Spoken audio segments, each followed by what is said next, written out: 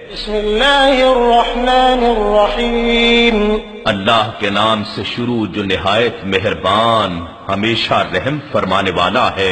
اقرأ باسم ربک الذی خلق، اے حبیب اپنے رب کے نام سے آغاز کرتے ہوئے پڑھیے جس نے ہر چیز کو پیدا فرمایا۔ خلق الانسان من علق، اس نے انسان کو رحم مادر میں جونک کی طرح معلق وجود سے پیدا کیا۔ اقرأ وربک الاکرم الذی علم بالقلم علم الانسان ما لم يعلم، پڑھیے اور آپ کا رب بڑا ہی کریم ہے جس نے قلم کے ذریعے لکھنے پڑھنے کا علم سکھایا، جس نے انسان کو اس کے علاوہ بھی وہ کچھ سکھا دیا جو وہ نہیں جانتا تھا۔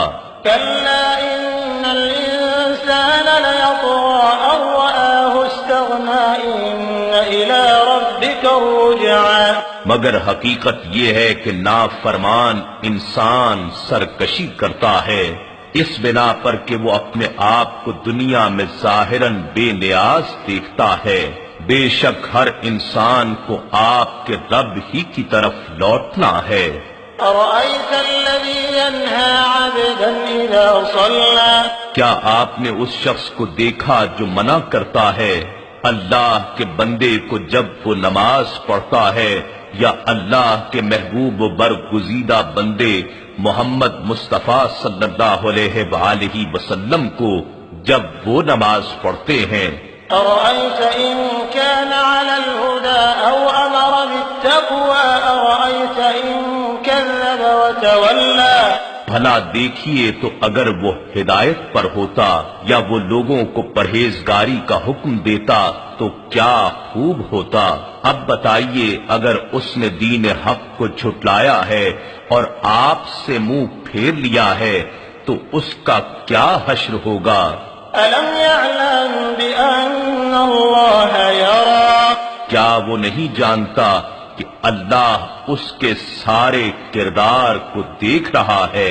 کلا لئن لم ینتہ لنسفعا بالناصیہ، خبردار اگر وہ گستاخی رسالت اور دین حق کی عداوت سے باز نہ آیا تو ہم ضرور اسے پیشانی کے بالوں سے پکڑ کر گھسیٹیں گے۔ ناصیۃ کاذبۃ خاطئہ، وہ پیشانی جو جھوٹی اور خطا کار ہے۔ فلیدع نادیہ سندع الزبانیہ، بس وہ اپنے ہم نشینوں کو مدد کے لیے بلا لے، ہم بھی ان قریب اپنے سپاہیوں یعنی دوزخ کے عذاب پر مقرر فرشتوں کو بلا لیں گے۔ کلا لا تطعہ واسجد واقترب، ہرگز نہیں آپ اس کے کیے کی پرواہ نہ کیجیے، اور اے حبیب مکرم آپ سر بسجود رہیے اور ہم سے مزید قریب ہوتے جائیے۔